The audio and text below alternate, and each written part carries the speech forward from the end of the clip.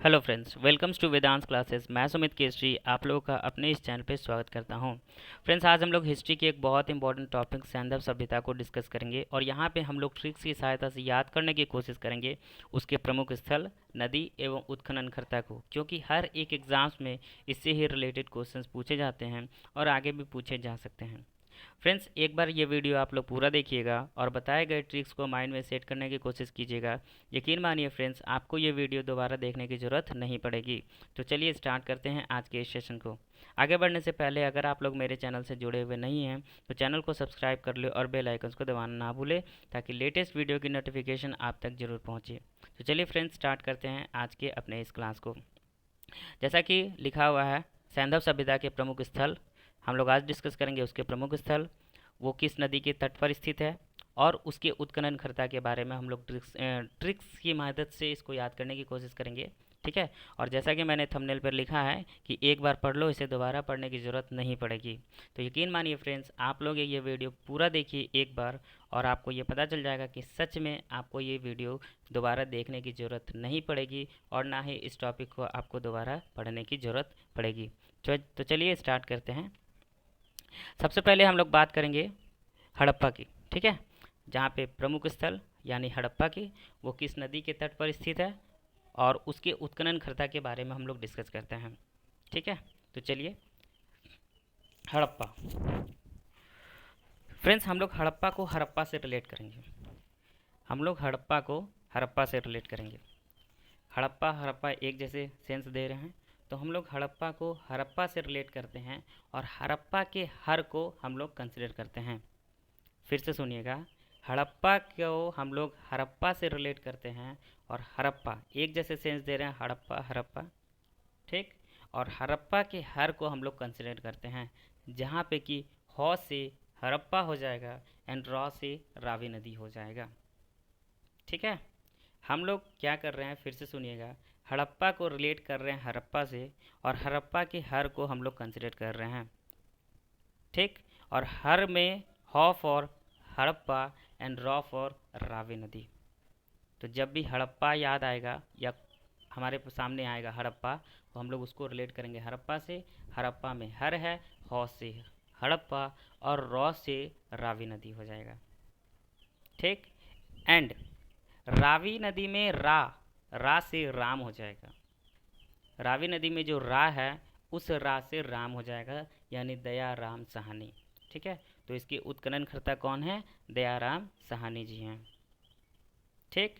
तो हड़प्पा रावी नदी के तट पर स्थित है और उसके उत्खननकर्ता जो है वो है दयाराम सहानी जी। ठीक। तो आपको रिलेट करना है हड़प्पा को हड़प्पा से। हड़प्पा में हर है, हर में हॉ for Harappa and raw for Ravi नदी। जहाँ रावी में रा जो है वो आपको दयाराम सहानी का याद दिलाएगा। ठीक है। क्योंकि रा से राम होता है, रा से राम और राम फॉर दयाराम सहानी। तो हड़प्पा रावी नदी के तट पर स्थित है और जिसके की उत्खननकर्ता दयाराम सहानी जी हैं। ठीक है। तो आगे बढ़े। आई होप कि ये आपको दिमाग में सेट हो गया होगा। हड़प्पा रावी नदी के तट पर स्थित है और इसके उत्खननकर्ता दयाराम सहानी जी हैं। चलिए आगे बढ़ते हैं, बात करते हैं मोहनजोदड़ो की। ठीक है। बात करते हैं मोहनजोदड़ो की। तो मोहनजोदड़ो जो है वो सिंधु नदी के तट पर स्थित है और जिसके की उत्खननकर्ता रखालदास बनर्जी जी हैं। ठीक। तो मोहनजोदड़ो सिंधु नदी के तट पर स्थित है, वो कैसे याद रहेगा? तो हम लोग एक छोटा सा वर्ड को याद रखेंगे, मौसी। हमारी मदर की सिस्टर हमारी मौसी होती है, तो हम लोग मौसी को याद रखेंगे। ठीक। मौसी में मो for Mohenjodaro and C for Sindhu नदी। मोहनजोदड़ो को हम लोग मौसी से रिलेट कर रहे हैं। ठीक। और मो for Mohenjodaro and C for Sindhu नदी। तो मोहनजोदड़ो सिंधु नदी के तट पर स्थित है, याद रहेगा। और अब हमें याद करना है कि उसके उत्खननकर्ता कौन है। तो हम लोग एक वर्ड को याद रखेंगे, एक वर्ड नहीं, इसे नाम कहिए, मोहनदास करमचंद गांधी, हमारे राष्ट्रपिता महात्मा गांधी का नाम है ना, मोहनदास करमचंद गांधी। तो Mohandas, Mohan for Mohan, Mohenjodaro, and Das for Rakhal Das, याद रहेगा। हम लोग मोहनदास करमचंद गांधी में मोहनदास को कंसिडर कर रहे हैं क्योंकि हमको ये याद है, बचपन से हम लोग महात्मा गांधी के पूरा नाम को हम लोग जानते हैं, मोहनदास करमचंद गांधी, जो कि हमारे राष्ट्रपिता हैं, है ना। तो मोहनदास में Mohan for Mohenjodaro and Das for Rakhal Das. तो आपको यहाँ पे मोहनजोदड़ो को याद रखने के लिए आपको दो चीज़ें याद रखनी होगी, एक मौसी और एक मोहनदास। मौसी में मो for Mohenjodaro and C for Sindhu नदी, एंड मोहनदास में Mohan for Mohenjodaro and Das for Rakhal Das, याद रहेगा। मोहनजोदड़ो सिंधु नदी के तट पर स्थित है और इसके उत्खननकर्ता रखालदास बनर्जी जी हैं। आगे बढ़ें। मोहन फॉर मौसी याद रखिएगा, मौसी में मो for Mohenjodaro and C for Sindhu नदी। और आपको याद रखना है मोहनदास, जहाँ पे कि मोहन में मोहनजोदड़ो एंड दास फॉर रखालदास, ठीक है। बस एक मिल गया रखालदास तो बनर्जी तो हो ही गया। तो मोहनजोदड़ो सिंधु नदी के तट पर स्थित है और इसके उत्खननकर्ता रखालदास बनर्जी जी हैं। चलिए आगे बढ़े, आई होप ये भी आपके दिमाग में सेट हो गया होगा। बात करते हैं चाहनुदड़ो को। कैसे याद रखेंगे कि ये किस नदी के तट पर स्थित है और इसके उत्खननकर्ता कौन थे। तो हम लोग चाहनुदड़ो को मोहनजोदड़ो से रिलेट करते हैं, दोनों एक ही सेंस दे रहा है, मोहनजोदड़ो चाहनुदड़ो, ठीक है। तो मोहनजोदड़ो की तरह चाहनुदड़ो भी सिंधु नदी के तट पर स्थित है। तो ये तो बड़ी ही आसानी से आपको याद हो जाएगा कि मोहनजोदड़ो चाहनुदड़ो दोनों एक ही सेंस दे रहा है और दोनों ही सिंधु नदी के तट पर स्थित है। अब याद करना है हमको इसके उत्खननकर्ता को, किस तरह से हम लोग क्या रिलेट करें कि हमको उसके उत्खननकर्ता को याद रह जाए सदा सदा के लिए। तो हम लोग एक चीज़ को देखेंगे यहाँ पे, चन्हू है ना, यहाँ पे क्या है, चाहनुदड़ो है ना, हु, और हम लोग चन्हू को बहू से रिलेट करेंगे। फ्रेंड्स डोंट माइंड, ये बस एक याद कराने के लिए ये सभी सेंटेंस को बनाए गए हैं, आप इसे माइंड मत कीजिएगा। मेरा काम है सिर्फ आपको याद करवाना, इससे ज़्यादा कुछ भी नहीं। So please don't mind, please सिर्फ इसे याद कराने के मकसद से ही इसे देखें, ठीक है। हम लोग चन्हू को बहू से रिलेट कर रहे हैं, किससे रिलेट कर रहे हैं, चन्हू को, एक ही जैसा सेंस है हु, तो चन्हू को बहू से रिलेट कर रहे हैं। और हम लोग एक सेंटेंस को याद रखेंगे, बहू मैके गई किसके साथ, अपने मजनू के साथ। एक सेंटेंस, छोटा सा एक सेंटेंस को हम लोग याद रखेंगे, जैसे ही चन्हू मेरे सामने आएगा तो चन्हू से मेरे दिमाग में नॉक होगा बहू, चन्हू बहू। और बहू, जब भी बहू आएगा हमारे सामने हमें याद आएगा कि बहू मैके गई, और बहू मैके किसके साथ गई, अपने मजनू के साथ, यानी अपने हस्बैंड के साथ मैके गई, ठीक है। तो बहू यहाँ पे चाहनुदड़ो हो जाएगा, मैके हो जाएगा मैके, और ये नाम है, और मजनू फॉर हो जाएगा NG मजुमदार जी, ठीक है, याद रहेगा। चाहनुदड़ो को हम लोग चन्हू को रिलेट कर रहे हैं बहू से, और बहू अपने मैके गई अपने मजनू के साथ, जहाँ पे कि बहू फॉर चाहनुदड़ो, मैके फॉर मैके, एंड मजनू फॉर मजुमदार, ठीक। तो चाहनुदड़ो सिंधु नदी के तट पर स्थित है और इसके उत्खननकर्ता मैके और NG मजुमदार जी हैं। आगे बढ़े, चलिए नेक्स्ट है हमारे सामने कलिबंगम, ये और भी इंटरेस्टिंग होने वाला है, ठीक है। चलिए देखते हैं हम लोग इसको किस तरह से याद कर सकते हैं। यहाँ पे है कलिबंगम, है ना, और मैंने एक सेंटेंस लिखा है, बैगन का सब्जी बीवी ने घर में बनाया, इसे आनंद से खा लेना नहीं तो थप्पड़ पड़ेगा। मैंने एक सेंटेंस को लिखा है, बैगन का सब्जी बीवी ने घर में बनाया, इसे आनंद से खा लेना नहीं तो थप्पड़ पड़ेगा। अब चलिए इस सेंटेंस को हम लोग समझते हैं, ठीक। कलिबंगम जो है वो घग्गर नदी के तट पर स्थित है और इसके उत्खननकर्ता अमलानंद घोष, BB लाल और BK थापर जी हैं। तो किस तरह से हम लोग क्या सेंटेंस बनाएं कि ये याद रह जाए। तो मैंने एक सेंटेंस बनाया है, बैगन का सब्जी बीवी ने घर में बनाया और इसे आनंद से खा लेना नहीं तो थप्पड़ पड़ेगा। इसका क्या मतलब है, चलिए समझते हैं। कलिबंगम में बंगम है और इस बंगम को हम लोग रिलेट करेंगे बैगन से। बैगन का सब्जी होती है, ठीक है। कलिबंगम में जो बंगम है उसको हम लोग रिलेट कर रहे हैं बैगन से। और बैगन का सब्जी कहाँ बनती है? घर में बनती है। सभी के घर में बैगन का सब्जी बनती है, ठीक है। और कौन बनाया बैगन का सब्जी? किसने बनाया? तो बीवी ने बनाया। बैगन का सब्जी, कलिबंगम का जो बंगम है उसको हम लोग रिलेट कर रहे हैं बैगन से। और बैगन का सब्जी कौन बनाया? बीवी ने बनाया। कहाँ बनेगा? तो घर में बनेगा, जाहिर सी बात है। तो बैगन का सब्जी बीवी ने घर में बनाया। घर फॉर घग्गर नदी, बीवी फॉर बीबी लाल, ठीक है। और बैगन फॉर कलिबंगम। तो बैगन का सब्जी बीवी ने घर में बनाया, यहाँ तक क्लियर है। आनंद से खा लेना यानी अमलानंद घोष जी, नहीं तो थप्पड़ पड़ेगा बीके थापड़ जी, ठीक है। भैया बीवी ने अगर सब्जी बनाई है तो उसे आनंद से खा लेना, नहीं तो सचमुच में थप्पड़ पड़ जाएगी, ठीक है।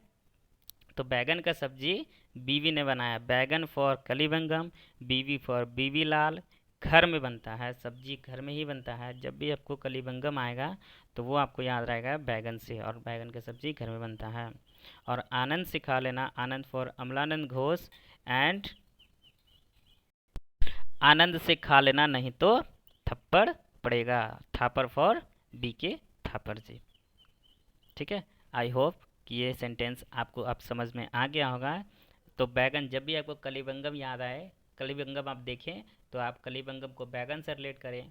और बैगन का सब्जी कहाँ बनता है, कौन बनाता है, ये आपके दिमाग में तुरंत नॉक कर जाएगा कि बैगन का सब्जी घर में बनता है और बीवी ने बनाया, ठीक है। और भैया इसे आनंद से खा लेना, नहीं तो थप्पड़ पड़ जाएगा। तो इसका कलिबंगम जो है वो घग्गर नदी के तट पर स्थित है और इसके उत्खननकर्ता अमलानंद घोष, बीबी लाल और बीके थापर जी हैं, ठीक है। तो आगे बढ़ें, चलिए। नेक्स्ट है हमारा कोट दो जी। क्या है? कोट दो जी। चलिए तो याद करते हैं कोट दो जी, ठीक है। ये सिंधु नदी के तट पर स्थित है और इसके उत्खननकर्ता फजल अहमद जी हैं, ठीक। तो हम लोग एक छोटा सा वर्ड याद रखेंगे, सिंधु दी। हमारे दी हो सकती है जिनका नाम सिंधु हो सकता है, ठीक है। किसी न किसी के घर में सिंधु दी जरूर होंगी, ठीक है। उनकी सिस्टर जिनका नाम सिंधु होगा। तो आपको बस याद रखना है सिंधु दी, जहाँ पर दी फॉर कोडदो जी एंड सिंधु यानी सिंधु नदी के तट पर ये स्थित है, ठीक। और या तो फिर एक छोटा सा सेंटेंस को मैंने बनाया है, देखिए। कोट दो जी है ना, जिसमें कोट आ रहा है। तो कोर्ट में अहम सबूत को सिद्ध करना पड़ता है।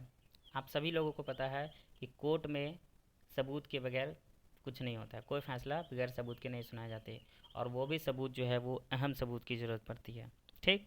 तो कोर्ट फॉर कोट दो जी, अहम फॉर फजल अहमद एंड सिद्ध फॉर सिंधु नदी। तो आपको एक सेंटेंस याद रखना है, जैसे ही कोर्ट आएगा तो आपको ये नॉक करना चाहिए कि कोर्ट फॉर कोर्ट, ठीक। एंड कोर्ट में क्या ज़रूरत पड़ती है? अहम सबूत की ज़रूरत पड़ती है। कोर्ट में अहम सबूत को ज़रूरत पड़ती है जिसे कि सिद्ध करना पड़ता है। तो कोर्ट में अहम फॉर फजल अहमद एंड सिद्ध फॉर सिंधु नदी। तो दो तरीके हैं यहाँ पे, आप किसी भी तरीके को यूज़ कर सकते हैं जिससे कि आपको याद रह जाए। तो कोड दो जी में सिंधु, सिंधु दी में हम सिंधु फॉर सिंधु नदी एंड दी फॉर कोट दी जी, ठीक। और या फिर आप एक सेंटेंस को याद रखें, कोर्ट में कोर्ट फॉर कोर्ट एंड जहाँ पे कि एक अहम सबूत को सिद्ध करना पड़ता है। तो अहम फॉर फजल अहमद एंड सिद्ध फॉर सिंधु नदी, ठीक है। तो आपको बस याद रखना है कोर्ट में अहम सबूत को सिद्ध करना पड़ता है, ठीक। आई होप कि आपको याद हो गया होगा। आगे बढ़े। नेक्स्ट है हमारा रंगपुर। रंगपुर जो है वो मादर नदी के तट पर स्थित है और इसके उत्खननकर्ता रंगनाथ राव जी हैं। तो रंगपुर के उत्खननकर्ता रंगनाथ, ये तो बहुत ही आसान है, जिससे याद रखना बहुत ही सिंपल है क्योंकि दोनों मैच कर रहा है। रंगपुर रंगनाथ एक जैसे वर्ड्स हैं, तो ये उत्खननकर्ता तो याद रह जाएंगे, ठीक है। अब हमें याद रखना है ये इसके नदी किस नदी के तट पर ये स्थित है। तो आपको एक वर्ड को याद रखना है, मारंगपुर। एक जगह हो सकता है मारंगपुर, हो सकता है ना, मारंगपुर एक जगह हो सकता है। तो फ्रेंड्स आपको याद रखना है मारंगपुर, ठीक है। जहाँ माँ फॉर मादर नदी का नाम हो गया एंड रंगपुर फॉर ये स्थल हो गया। तो रंगपुर जो है वो मादर नदी के तट पर स्थित है और इसके उत्खननकर्ता तो बहुत ही आसान है, रंगनाथ राव। मिलता जुलता वर्ड है तो आपको इसको याद करने में कोई परेशानी नहीं होगी। तो रंगपुर जब आए तो आप एक याद रखना, एक जगह का नाम मारंगपुर, ठीक है। मारंगपुर एक जगह का नाम याद रखना आप, जिसमें कि माँ फॉर मादर हो जाएगा और रंगपुर फॉर रंगपुर हो जाएगा और इसके उत्खननकर्ता रंगनाथ राव जी हैं। ठीक, तो चलिए आगे बढ़े। अब याद करना है हमें रोपड़।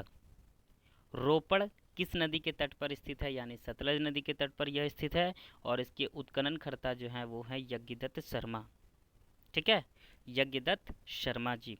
रोपड़ सतलज नदी के तट पर स्थित है और इसके जो उत्खननकर्ता हैं वो हैं यज्ञदत्त शर्मा। तो रोपड़ कोई भी आदमी है जिसका नाम है यज्ञ, ठीक है, कोई एक आदमी है जिसका नाम है यज्ञ, वो रो रहा है। कोई आदमी रोता कब है, रोपड़ में ही रो पड़ा। हम देख रहे हैं कि रोपड़ में ही एक वर्ड है रो पड़ा, और वो आदमी एक यज्ञ जिसका नाम यज्ञ है, और वो क्यों रोया, लाज और शर्म के कारण रो पड़ा। तो आपको एक सेंटेंस को याद रखना है, क्या आपको याद रखना है, यज्ञ लाज और शर्म के कारण रो पड़ा।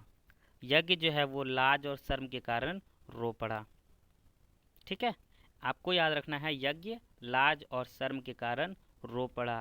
रो पड़ा में रोपड़ हो गया, यज्ञ में यज्ञ और शर्मा को अगर मिला दें तो यज्ञदत्त शर्मा हो गया, एंड लाज फॉर सतलज नदी हो गया, ठीक है। तो यज्ञ लाज और शर्म के कारण रो पड़ा। रोपड़ में आपको एक सेंटेंस नॉक करेगा दिमाग में, एक वर्ड, वो रो पड़ा। देख रहे हैं यहाँ पे कि रोपड़ में ही है रो पड़ा, और कोई आदमी रोता कब है, किसी न किसी लाज या शर्म के कारण वो रोने लगा। आपको याद रखना है कि वो रो रहा है क्यों, लाज और शर्म के कारण। कोई आदमी जिसका नाम यज्ञ है वो रो पड़ा, ठीक।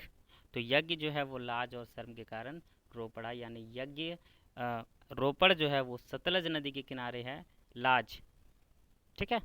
लाज जो है ना, लज सतलज, लज में है लाज, तो रो पड़ा। यज्ञ जो है वो लाज और शर्म के कारण रो पड़ा। आई होप आपको याद हो गया होगा। चलिए हम बात करते हैं लोथल की, ठीक है। लोथल में भोगवा नदी के तट पर स्थित है। लोथल भोगवा नदी के तट पर स्थित है और इसके जो उत्खननकर्ता जी हैं वो हैं रंगनाथ राव, ठीक है। लोथल भोगवा नदी के तट पर स्थित है और इसके उत्खननकर्ता हैं रंगनाथ राव। कैसे याद रहेगा, तो आप एक वर्ड को याद रखें, भोग लो। किसी भी पूजा पाठ में प्रसाद मिलता है हम लोगों को, ठीक है, तो हम लोग बोलते हैं ना भोग लो, तो बस वही भोग लो को आपको याद रखना है, जहाँ भोग for Bhogava and low for Lothal, ठीक। आपको याद रखना है भोग लो, लोथल में लो है, लो क्या क्या लो, तो भोग लो। आपको याद रखना है भोग लो, जहाँ भोग फॉर भोगवा नदी एंड लो फॉर लोथल, और लोथल में थौ है और रंगनाथ में भी थौ है, तो आपको थौ से थौ को रिलेट करना है, तो लोथल को उत्खननकर्ता रंगनाथ राव जी हैं।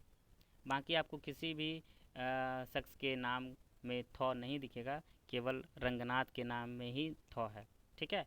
और लोथल में भी थौ है, तो थौ से थौ को रिलेट करेंगे, तो लोथल जो है वो रंगनाथ राव ने उत्खननकर्ता जी हैं इसके, और लोथल जो है वो भोगवा नदी के तट पर स्थित है। तो हमको बस याद रखना है भोग लो। आपको क्या याद रखना है, भोग लो, जहाँ भोग for Bhogava and low for Lothal, ठीक है। चलिए आगे बढ़ते हैं। नेक्स्ट है आलमगीरपुर। क्या है, आलमगीरपुर। फ्रेंड्स मैंने इसके उत्खननकर्ता को याद रखने का कोई ट्रिक्स नहीं बना पाया, तो इसके लिए सॉरी। आपके दिमाग में अगर कोई इस तरह का ट्रिक्स हो तो आप मुझे ज़रूर कमेंट करके बताएं, ताकि मैं भी आपसे कुछ सीख पाऊँ, ठीक है। तो आलमगीरपुर में आलमगीरपुर हिंडन नदी के तट पर स्थित है और इसके जो उत्खननकर्ता हैं वो हैं यज्ञदत्त शर्मा। तो कैसे याद रहेगा कि ये हिंडन नदी के तट पर स्थित है, तो आलमगीरपुर में एक वर्ड हमको दिख रहा है आलम, ठीक है, और इस आलम को हम रिलेट करेंगे अलमीरा से। हमारे हर एक के घर में अलमीरा होता ही होता है, ठीक है। और अलमीरा किस काम के लिए आता है? तो अलमीरा में हम कोई भी चीज़ अगर रखते हैं तो वो हिडन हो जाता है। अलमारी में हम लोग अपने घर के अलमारी में अगर हम कोई भी चीज़ को बंद करके रख दे तो वो चीज़ क्या आपको दिखेगी? जाहिर सी बात है नहीं दिखेगी, क्योंकि वो हिडन हो चुकी है।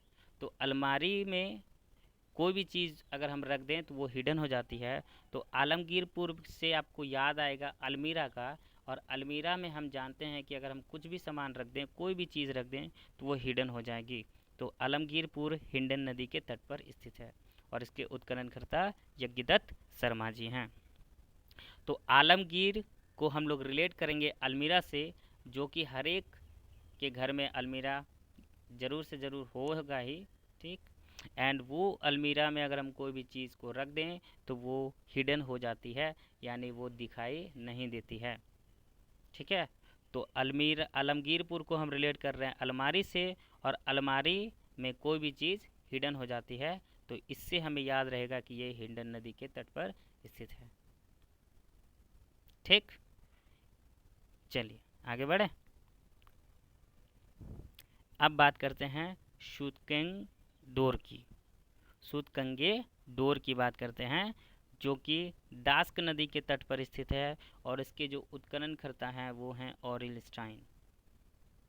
सूतका गेंदोर दास्क नदी के तट पर स्थित है और इसके जो उत्खननकर्ता हैं वो हैं ऑरिल स्टाइन। तो हम कैसे याद रखेंगे कि ये किस नदी के तट पर स्थित है? तो सूतका गेंदोर में एक वर्ड है सूत, और आप सभी ने इस वर्ड को सुना होगा, एक ना एक बार तो ज़रूर सुना होगा टीवी पे महाभारत में, ठीक है। आप सभी महाभारत को देखे होंगे।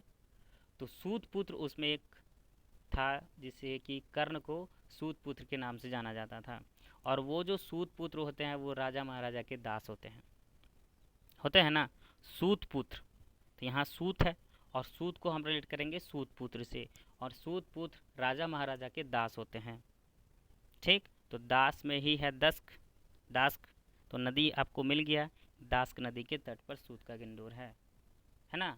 यहाँ पे है सूत, और सूत जो होता है वो सूत पुत्र राजा महाराजा जो होते थे उनके दास होते थे। तो सूत का गेंडोर दास्क नदी के तट पर स्थित है, ठीक है। और फिर हमको याद रखना है कि इसके उत्खननकर्ता कौन है। तो हम इस सूत को इस बार रिलेट करेंगे सूट से। एक बार मैंने सूत को रिलेट किया सूत पुत्र से, और सूत पुत्र राजा महाराजा के दास होते थे। तो हमें नदी के बारे में पता चल गया कि ये नदी दास्क नदी है, जिसके तट पर ये सूत का गेंडोर स्थित है। अब मुझे याद करना है कि इसके उत्खननकर्ता कौन है। तो इस बार सूट को हम लोग सूट से रिलेट करेंगे, ठीक है। इस बार हम लोग सूट को सूट से रिलेट करेंगे। और कोई भी बंदा सूट पहनकर स्टाइल मारता है, कोई भी बंदा सूट वूट पहन कर क्या करता है?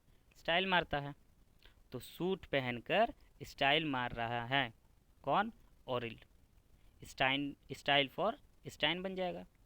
तो आपको याद हो जाएगा कि सूत जब भी आपको देखने मिलेगा तो सूत को हम लोग दो तरह से रिलेट कर सकते हैं। एक सूत पुत्र जो कि दास होते हैं राजा महाराजा के, और यहाँ से आपको उसके नदी का पता चल जाएगा।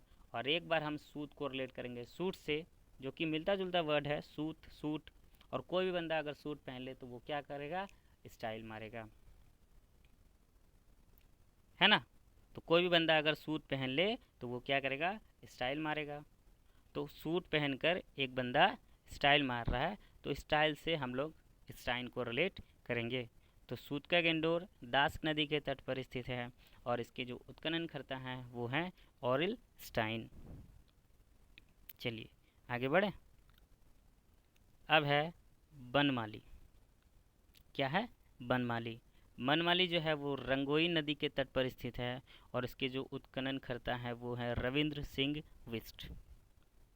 यहाँ पे मैंने एक सेंटेंस को लिखा है, माली को रंगोई का काम मिला, रंगाई का काम मिला और वे उसमें भी विशिष्ट है। विशिष्ट मतलब जानकार, जो वो काम करने के योग्य है और उस काम में वो दक्ष है, ठीक है। विशिष्ट मतलब यही होता है। तो माली क्या करता है? माली का काम है फ्लावरिंग वगैरह को कटिंग वटिंग करना, है ना, फूल वूल के जो जो ध्यान रखते हैं उसे ही माली कहते हैं। लेकिन यहाँ पे मैंने एक सेंटेंस को लिखा है, माली को रंगाई का काम मिल गया। रंगाई पुताई जो घर में होते हैं हमारे, उसका काम मिल गया, और वो उसमें भी विशिष्ट है। ठीक है, तो माली को रंगाई का काम मिल गया और वो उसमें भी विशिष्ट है। माली कोई ना कोई तो काम से ही रिलेटेड है। जब भी हमें जब माली दिखेगा तो माली से याद आएगा कि ये कोई ना कोई तो काम से रिलेटेड है, माली। ठीक, कोई ना कोई काम से रिलेटेड है। तो हम यहाँ पे माली का एक स्पेसिफिक काम को ना याद रखिए, हम लोग याद रखेंगे कि माली को रंगाई का काम मिल गया। ठीक है, माली को रंगाई का काम मिल गया, और उस रंगाई के काम में भी वो क्या है, निपुण है, विशिष्ट है, यानी वो रंगाई पुताई का काम भी जानता है। तो माली को हम लोग क्यों रिलेट कर रहे हैं रंगाई से, क्योंकि माली कुछ ना कुछ काम करने के लिए ही है। तो माली को वहाँ पे माली वाला काम ना करके उसको रंगाई पुताई का काम दिया गया, और वो उसमें भी विशिष्ट है। ठीक है, तो आपको बस याद रखना है कि माली को कौन सा काम मिला, रंगाई का काम मिला, और वो उसमें भी निपुण है, विशिष्ट है। तो बनमाली जो है वो रंगाई नदी के तट पर स्थित है, और इसके जो उत्खनन करता है वो हैं रविंद्र सिंह बिष्ट। आगे बढ़े, उसके बाद है धौलावीरा। ये लूनी नदी के तट पर स्थित है, और इसके जो उत्खनन करता है वो हैं J.P. जोशी। धौलावीरा लूनी नदी के तट पर स्थित है, और इसके जो उत्खनन करता है वो हैं J.P. जोशी। मैंने एक दो वर्ड को लिखा है वहाँ पे ऊपर में। धौला को हम लोग रिलेट करने जा रहे हैं खौला से, खोलना, खोलना होता है ना, और लूनी को हम लोग रिलेट करने जा रहे हैं खून से, खूनी। ठीक है, तो हम लोग धौला को रिलेट करने जा रहे हैं, धौला खौला एक जैसे सेंस दे रहे हैं, और लूनी खूनी यहाँ पे भी ये एक जैसा सेंस दे रहा है।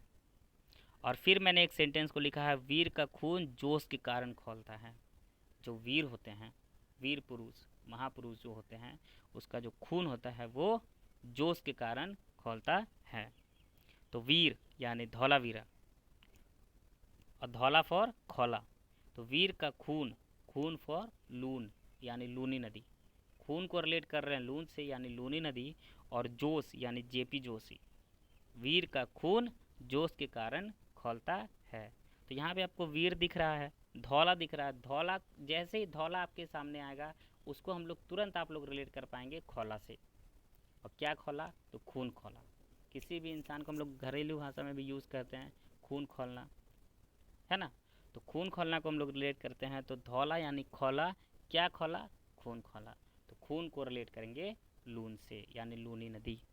ठीक है, मुझे तुरंत याद आ जाएगा आप लोगों को कि धौलावीरा जो है यहाँ पे खौला है, और खौलने का जब भी बात आएगा तो वहाँ आपको याद आ जाएगा लूनी नदी, यानी खून का बात आएगी, और खून से आप लोग लूनी नदी निकाल पाएंगे। ठीक, तो धौलावीरा में वीरा भी है, और वीर का खून जोश के कारण खौलता है। वीर और खौलना दोनों को अगर हम रिलेट कर दें तो धौलावीरा हो जाएगा। खून फॉर लूनी नदी, खून को हम लोग लूनी से रिलेट किए हैं। ठीक है, तो खून मतलब लून यानी लूनी नदी, और जोश मतलब J.P. जोशी। तो धौला यानी वीर का खून खौला जोश के कारण। आपको बस याद रखना है, वीर का खून जोश के कारण खौलता है। और वो याद रखने की ज़रूरत भी नहीं है, बस आप धौला पढ़ेंगे और आपके मन में, माइंड में आ जाएगा खौला, और उससे खौला से ही आपके मन में ये, माइंड में ये सेट हो जाएगा, क्या खौला, तो खून खौला यानी खूनी फॉर लूनी नदी। और किसका खौला, वीर का, वीर का खून जोश के कारण खौलता है यानी J.P. जोशी। ठीक है, आगे बढ़े। चलिए, नेक्स्ट है शोध का, और ये हमारा आज का लास्ट है। चलिए, मैंने यहाँ पे एक सेंटेंस को लिखा है, जॉर्ज के शादी का 100 साल। जॉर्ज के शादी का 100 साल यानी 100 फॉर सौत का, एंड शादी फॉर शादी कौर, ये नदी है। ठीक है, शादी कौर ये नदी का नाम है, और सौत का जो है वो शादी कौर नदी के तट पर स्थित है, और इसके जो उत्खनन करता है वो हैं जॉर्ज टेल्स। ठीक है। तो आपको याद रखना है जॉर्ज के शादी का 100 साल, जॉर्ज के शादी का 100 साल, यानी जॉर्ज फॉर जॉर्ज डेल्स, शादी फॉर शादी कौर एंड 100 फॉर सोतका। तो 100 आपको दिख ही जाएगा, है ना, 100 दिख रहा है यहाँ पे, सोतका में 100 है और 100 फॉर 100 साल। किसका 100 साल? शादी का 100 साल। और किसके शादी का 100 साल? तो जॉर्ज के शादी के 100 साल। तो आपके माइंड पे ये सेट हो जाना चाहिए कि जॉर्ज के शादी का 100 साल। फ्रेंड्स, यकीन मानिए आप इस तरह के सेंटेंस को जितने भी मैंने डिस्कस किया है, बस एक बार 2 बार या 3 बार, ज़्यादा से ज़्यादा 1 से 2 बार आप उसे अपने माइंड पे पढ़ें। आपके माइंड में बस सेट होने की देरी है। सेट हो गई, समझिए ये आपके दिमाग में हमेशा के लिए फिट हो गया, और फिर इसे आपको याद करने की ज़रूरत नहीं पड़ेगी, क्योंकि बहुत सारी चीज़ों को हमको याद करना पड़ता है फ्रेंड्स। और आप कितना याद करेंगे, दिमाग से कुछ ना कुछ निकल जाएगा। तो अगर हम इस तरह के छोटे छोटे सेंटेंस को बना के याद करें तो वो हमारे लिए बहुत आसान हो जाता है। ठीक है। तो आपको बस जैसे ही आपको सोतका में 100 दिखेगा तो आपको याद आएगा, आपके माइंड पे याद आ जाएगा कि 100 फॉर 100 साल हो गया। और 100 साल किसका? शादी का। 100 साल किसका? शादी का। क्योंकि ये सारे चीज़ जो भी आपके एग्ज़ाम्स में आएंगे वहाँ पे ऑप्शंस तो रहेंगे ही, है ना। तो 100 फॉर 100 साल, और वहाँ पे आपके नदी अगर पूछा जाएगा तो वहाँ पे नदी तो रहेगा ही। तो 100 साल किसका? तो शादी का। तो शादी का और आप उसे टिक कर देंगे। और किसके शादी का अगर आपके उत्खनन कर्ता पूछा जाएगा तो आपको बस याद रखना है, या फिर आपके माइंड में क्लिक कर जाएगा कि जॉर्ज के शादी का 100 साल मैंने पढ़ा था, तो जॉर्ज आप टिक कर देंगे। ठीक है। तो यकीन मानिए बस आपके माइंड में सेट होने भर की देरी है, उसके बाद फिर आपको इसे पढ़ने की ज़रूरत नहीं ही पड़ेगी। तो आपको याद रखना है जॉर्ज के शादी का 100 साल। बस ये आपके सारे के सारे सैंधव सभ्यता ख़त्म। तो आई होप फ्रेंड्स कि मैं आपको याद कराने में सफल हो पाया हूँ। और जैसे कि मैंने ऊपर डिस्कस किया कि फिर आपको इसे पढ़ने की ज़रूरत नहीं पड़ेगी, तो मैं को उम्मीद करता हूँ कि आप इसे याद करने में सक्षम हो पाए होंगे, और फिर आपको इसे पढ़ने की ज़रूरत ना पड़े, और आपके दिमाग में ये सारे चीज़ सेट हो गए होंगे। अगर वीडियो पसंद आए फ्रेंड्स तो इसे लाइक करें, शेयर करें। फिर मिलते हैं नेक्स्ट वीडियो में, तब तक के लिए धन्यवाद। जय हिंद, जय भारत।